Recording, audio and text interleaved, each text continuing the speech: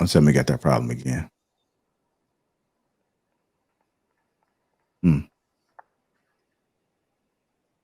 Okay. Freeze up. Let me see what's going on with this bullshit. Sure. I was going to ask a point. This format kind of cool. I was going to say too, you got to be careful with the prenup agreement because if you got a retirement fund, say if you wrote that, hey, she can't get a part of your retirement, and then you started putting money from what y'all making in the marriage into that retirement fund, now it becomes a part of it. And I was like, man, it's crazy how they got this. It's scary. Yeah, it's basically scary. With a prenup, basically anything that you make, anything that you spend within that marriage is community property.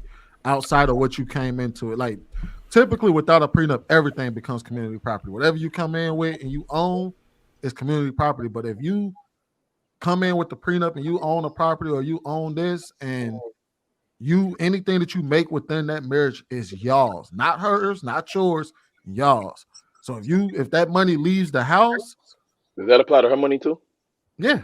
Oh, especially in Texas. Yeah, it applies to her just as much as it applies to you. Okay. Yeah.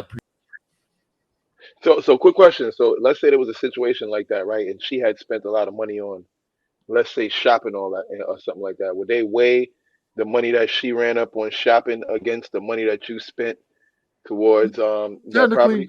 Technically, no, because y'all would have split her shit too. They would make Texas. If you can't agree on who gets what, they'd tell you got to bust everything down the middle. So that means you got to steal clothes and jewelry and all of that. They will make y'all bust it right down the middle. They gonna see. And it's all about the assets. Yeah. So the clothes and stuff wouldn't be considered an asset. Yeah, they'd be like, you know what I mean? You got clothes, she got clothes, but it's mostly about the assets, the cars, the homes, the savings accounts, all of that. And they will make you sell the house and bust everything down the middle here in Texas. If y'all can't figure it out. They don't care how many vacations she went on, Cloud. They don't count her vacations and all the mimosas she been drinking and shit. They don't count that. Shit. So basically, even if you got a prenup, you still got to put everything in your mama's name. Yeah, because there's a lot of loopholes and different ways that they get around it. Once they get their lawyers, you see these women fighting it. They're fighting it and fighting this prenup, and you see what's going on. Look at Young Jeezy right now. They had a prenup, and she's like, "Oh wait, but look at this clause right here. You emotionally cheated. Check this out. You owe me 1.2 or whatever it was." So it's always some type of trickery or something like that. It's scary because it's like, damn, you might as well just do a spiritual marriage for real, because at least that way my assets aren't tied to yours. I'll take care of you as long as we are together. But if we're not, what the hell I need to be keep taking care of you for? What services are you going to continue to render that you used to? I'm responsible for doing my portion of the marriage forever, right? But you are relinquished of all your responsibilities. You don't have to service me in any way anymore, but I have to continue to take care of you for 20 plus years. I will say unless you're in Florida now. I will say this though, in regards to Jeezy, that ain't gonna fly. Her trying to pull that out there because especially the timing of it, because she's trying to use it, because he brought up the fact that he wanted to see his child, and you try to throw this in there, and considering the fact that they came up with that ironclad prenup together. Ain't no way you can tell me that you got any proof that Jeezy violated. So wait a minute, just so I'm up to date. She said emotionally cheated.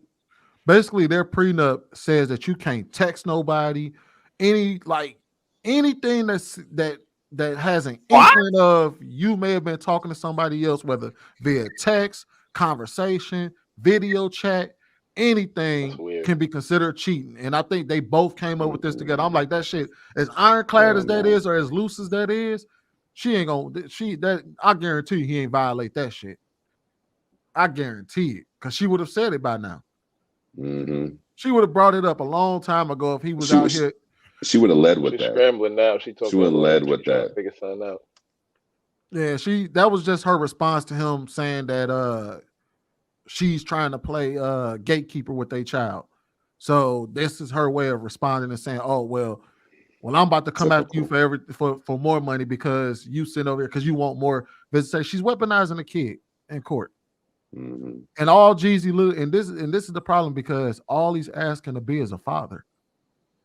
And this is what we talk about. This is what we as men talk about when we say, How is it that a man can, like, his only crime is asking to be a father? He's not fighting for anything else. He's literally fighting for his right to be in his child's life.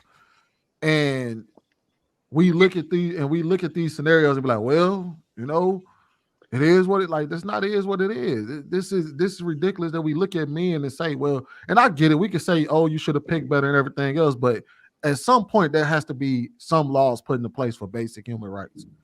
And every man should have Sweeney, he shouldn't be asking. I mean, it's a guy. It should be a God-given right. I mean, he is the child's father. It should be a God-given right. I never really looked into this, but I thought there was some contingency that as long as y'all was married, you could guarantee some type of visitation. Not all the but time. I could be wrong. I could be wrong. Yeah, not all the time. And I think that he was smart to and I think so I forgot. I think it might have been was it Pink Book Lessons or Reva? I can't remember which one it was. But they were talking about how he was smart to actually file the case in Georgia instead of obviously California, because this could have gone worse for him. Facts. And I think she might be feeling some type of way because he filed first. And this might have been her. She might have been thinking to do the same thing to him. And because he filed first, now she's trying to, you know what I mean? She's trying to fight through the prenup. You know, the same thing that's happening to Tyrese. Like, you signed the prenup, but now because you feel some type of way, you want to try to fight the very thing that you signed rather than honoring your word. Marcus, you're right about that situation where the laws actually state that you're supposed to be able to have visitation rights, right? But the problem is it's not enforced nearly as much as if you were not to pay your child support. Your license will be stripped. Your passport will be stripped. You will go to jail, right? You can't pass go. You can't collect $200. But guess what? You're going to jail. If they don't do what they're supposed to do, it's not enforced nearly as much. And that's the problem. We don't have any type of legislation that would enforce. I mean, it's there. It's crazy. We do have the legislation, but it's not enforced. If it's not enforced, then it doesn't mean anything, right? Because nobody really cares. We normally just eat it. We normally don't say anything. We normally don't fight like we should. We're supposed to be in there with lawyers. And I know it'll break you because you're going to be spending all your money. You're already losing everything. Your finances are already exhausted. And now you have to go ahead and get lawyers to fight and fight and fight. And it's not an easy fight because nobody looks a man in his eyes and has any sympathy for him at all. They don't care at all. They don't care about us. They look at us, oh, well. Men and women judges alike. They could give a damn about you. They don't care. I know so many people going through this right now, doing all the right things. We're great fathers. I've seen it. I've witnessed it myself. People I know personally, closely. And it doesn't matter. Once that female is scorned and she wants to rip those children from you, she will weaponize that and be out. No matter if she cheated, you still pay alimony. That type of stuff is crazy. Why should I have to pay alimony if you cheated on me? That's crazy. Man, you destroyed the marriage and now I'm responsible for you. You know, it's that kind of leads me into a question, but well, Sweeney, you go ahead, then I ask my question after. I got to get into as well, y'all. I was about to say, you know what's jacked up though? The guys that I see get the most results out of these women though is the ones that tell these women, "Fuck you, I'll make another one." Oh, you want to do XYZ? Fuck you in that kid. I'll make another one, and they get the most results. All of a sudden, now she like, oh well, okay, I'll do it. But if you sit there and you fighting tooth and nail, because I done told a couple homeboys, I'm like, sometimes you got to know when to let the motherfucker go too. Kids start turning on you, leave them kids alone. They 8, 16, 17, they can make decisions on their own whether they want to come see you or not. And the mama don't weaponize them against you. 2 fingers. You and your mama can kick rocks. Yeah, Sweeney, I can't agree to that, man. I'm not gonna leave my kids alone, man. God damn, man. Look, at the end of the day, that they part of you.